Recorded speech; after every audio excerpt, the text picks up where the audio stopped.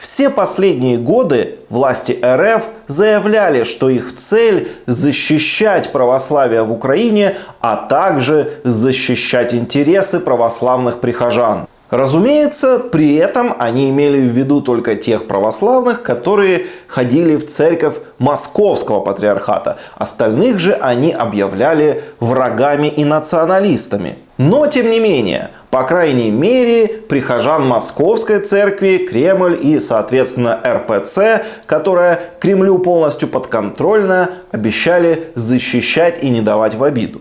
Однако в феврале 2022 года Путин, как известно, объявил так называемую спецоперацию и без объявления войны атаковал Украину. Ну а московский патриарх Кирилл, соответственно, эту достаточно подлую атаку благословил. В результате под удар попали в основном города, расположенные на юге и востоке Украины, где проживают как раз прихожане церквей Московского патриархата. То есть те самые православные, которых Кремль обещал защищать. Обстрелами российской армии были повреждены или уничтожены десятки православных храмов. И большинство из них это как раз храмы Украинской православной церкви Московского патриархата.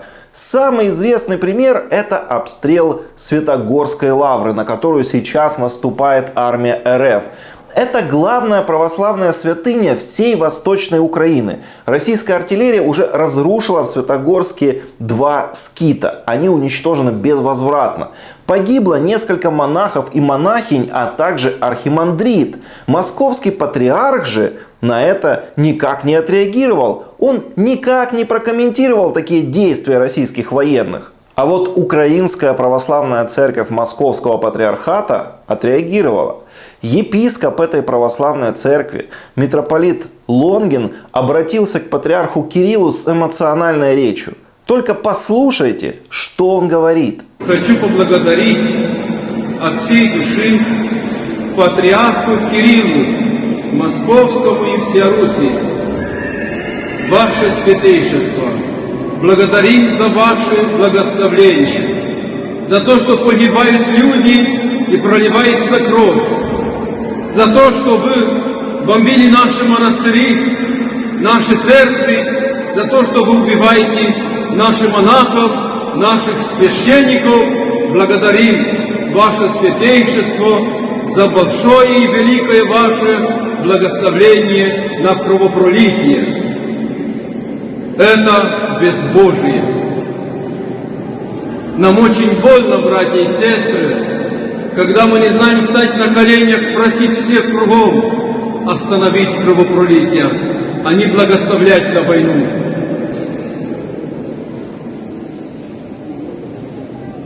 Кто-то будет отвечать за эту кровь пролитую, за материнские слезы, за детей, которые остались сиротами.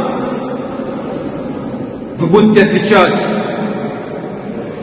Те, которые знаете благословлять войну, кровопролитие, поймите правильно, вы ответите перед Богом, не перед людьми. За каждую слезинку материнскую, за каждую свежую могилку вы ответите перед Господом Богом. Это так не прощается. Вы ранили весь украинский православный мир. Вы ранили нас. Вы принесли нам большую боль.